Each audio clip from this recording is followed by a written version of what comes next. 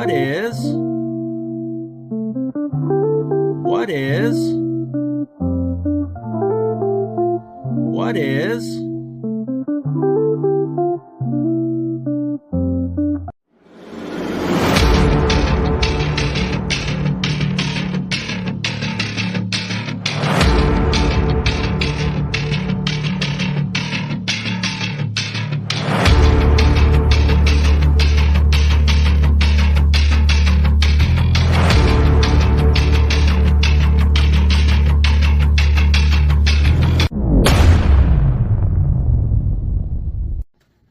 All right, guys. So I basically just pulled some notes off the internet, and this is someone else's words that I'll read here. But I'm also going to give my own dialogue and interpretation of each thing here. I'm going to start off with their opening paragraph here, and I somewhat agree with this, but I don't 100% agree with this. But let's just read this first paragraph here. So it says, when it comes to designing an efficient and comfortable HVAC system, three critical calculations come into play: Manual S, Manual D, and Manual J. Each serves a unique purpose and collectively ensures that a home's heating, ventilation, and air conditioning HVAC system is correctly sized, installed, and optimized for performance.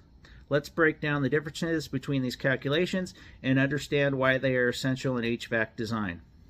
So we're going to talk first about Manual J. That comes first, and I'll let you know my thoughts on it. All right, so let's talk about Manual J here. So here's what this person wrote about Manual J calculations: the foundation of HVAC design. Manual J, also known as the residential load calculation, is the starting point for any HVAC design. This calculation determines the precise heating and cooling load requirements of a building. It considers factors such as the size of the home, the number of windows, insulation levels, the orientation of the building, local climate data, and even the occupant's lifestyle. The goal of a Manual J calculation is to ensure that the HVAC system is neither oversized nor undersized. An oversized system can lead to short cycling, which reduces efficiency, increases wear and tear, and may lead to discomfort due to uneven temperature distribution. Conversely, an undersized system will struggle to maintain a comfortable indoor environment, leading to higher energy costs and potential system failures. So I'm going to tell you my thoughts on that. I 80% agree, but I'll tell you why I don't 100% agree. All right, guys, so let's say you have a home that requires 3 tons, okay, of system capacity. Your load calc calls for 3 tons. Now, just know that that 3-ton system, via your heat loss gain analysis, is only going to be correct 2 or 3% of the time. The rest of the time, 97 and 98% of the time, it'll either be undersized or oversized. So let me tell you what I think the best option is, and it's no one ever writes this when they're talking about heat loads. All right, so I'm not saying that you just tear up your heat loss gain analysis, your heat load calcs, and say that they're worthless, but they pretty much are worthless most of the time. So you know what you're doing is you're getting a BTU output at a certain indoor condition, certain indoor temperature and humidity, and a certain outdoor temperature and humidity. So let's say in my area in the summertime, I want a house to maintain 72 degrees at a 90-degree outdoor temperature. It's not 90 degrees all the time. So all it needs to be is 1 degree outside of that 90 degrees, and your whole heat loss is, or your heat gain analysis goes out the window. Conversely, in the wintertime, let's say my design temperature is 10 degrees. Anytime it's not 10 degrees, my system is either undersized or oversized. I've been talking about this a lot, and there's a big reason why the manufacturers will not do a one-size-fits-all system. For one, they'll make a lot less money because they won't be able to build multiple pieces of equipment that they can get varying profit margins on. I'm a big proponent of there just being two systems. And Bosch almost got it right with doing their systems that'll do 2 or 3 tons or 4 or 5 tons. The problem is sometimes a house needs less than that, and sometimes it might need more than that. And 5 may not be big enough, 2 may not be small enough. What I think they need to design is a system, and I guess you could start at 5 ton for most homes. That's going to be fine. If anything over that, you can go with multiple systems. But what I think there should be is a one-size-fits-all system, variable capacity, indoor, outdoor. That's going to vary based on outdoor temperature. Okay, it's going to change your heat loss and gain based on what the outdoor temperature does. It would be very easy to do. All I'd have to do is just change the BTU capacity per the outdoor temperature. Some of our systems kind of do that now, but they're not doing it the way they could do it. A true variable capacity system based on outdoor temperature. And I'm not smart enough to come up with something like that, but it would be really easy for the engineering department to do it, any of the manufacturers. And the only reason they won't do it is because their profits will go down. So heat loss gain analyses are good. They get you in the ballpark, but they're not 100% foolproof.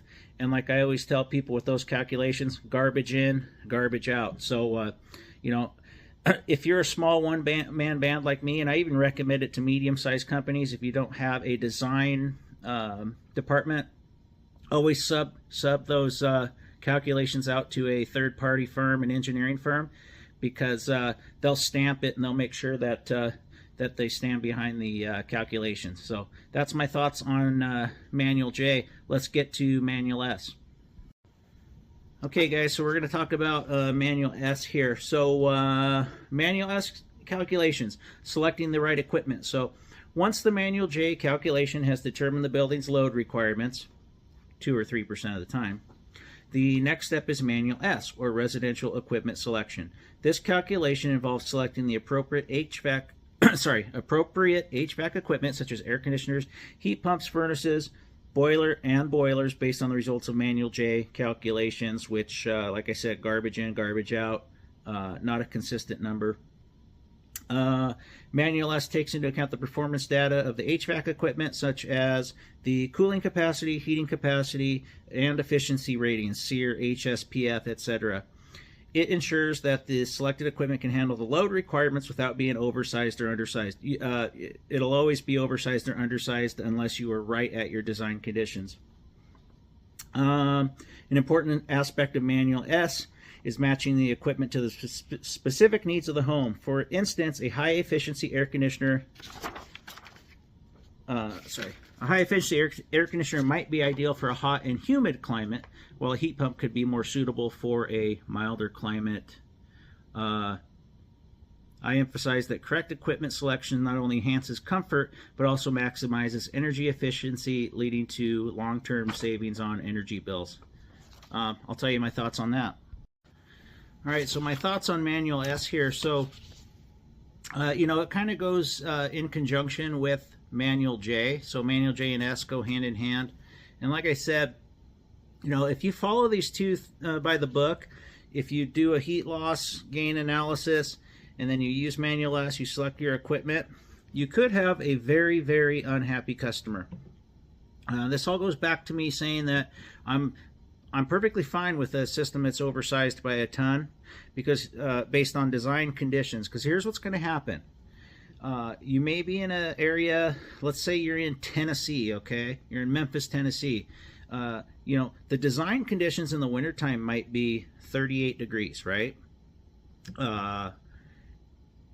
And what's going to happen is if you base that, if you base your calculations off that, and I'm gonna use a scary term here, polar vortex, but let's say you get a cold front coming through that gives you 0 degrees. Now, is Mr. and Mrs. Johnson going to be happy with their heating system? Absolutely not.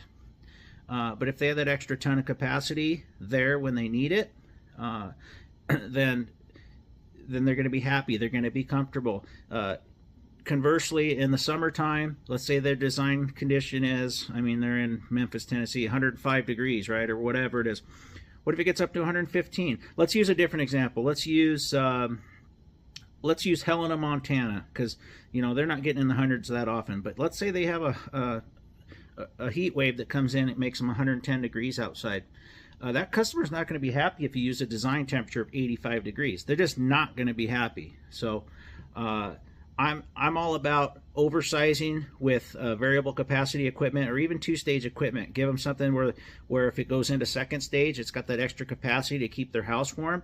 If it runs on first stage most of the time, good, so be it. It's all about comfort for my customers. If they save a few pennies, by having it done by the design conditions, I don't think that's worth it to have them suffer when you get extreme temperatures. So that's my thought on it. You can agree or disagree with me, but I think I'm 100% correct. Let's get on to Manual D. Okay, so Manual D. This is the one area that I'm going to be 100% agreeable with, because out of the three, your ductwork is the one thing that doesn't have any variable characteristics to it. Unless you're somebody that doesn't keep up on your filter, it's going to change the static pressures, etc. But the ductwork is what it is. It's a fixed commodity. It's not dependent on outdoor temperature. A properly built and insulated duct system doesn't care if it's 0 degrees outside or 100 degrees outside. So the things I'm going to talk about here in a second, I'm going to be probably very agreeable with, and I'll tell you my thoughts on duct design per Manual D. All right, guys, so this is what they say about Manual D calculations, designing the ductwork. The final piece of the puzzle is Manual D, which focuses on residential duct design. Even with the correct load calculations and equipment selection, a poorly designed duct system can undermine the entire HVAC system's performance. Manual D ensures that the ductwork is appropriately sized and configured to deliver conditioned air throughout the home efficiently. Manual D involves calculating the correct duct sizes, determining the layout of the duct system, and ensuring that the air distribution is balanced across all rooms. It also considers factors like friction loss, static pressure, and velocity, which are critical to ensuring that air flows smoothly and quietly through the ducts. Proper duct design is crucial for maintaining consistent temperatures, reducing noise, and avoiding issues like pressure that's a mouthful. Like pressure imbalances, which can lead to drafts or uneven heating and cooling. 100% agree. I'll tell you why. So the first thing that I look at when I go into somebody's house is their duct system. I'm talking about system replacements or on a new construction build. I'm going to get the ductwork right before I do anything else. Now, obviously, if it's a new construction, which I don't do much of, I'm gonna size the system first, and then I'm gonna size the ductwork based on that. But I am always going to use multi-stage variable capacity equipment.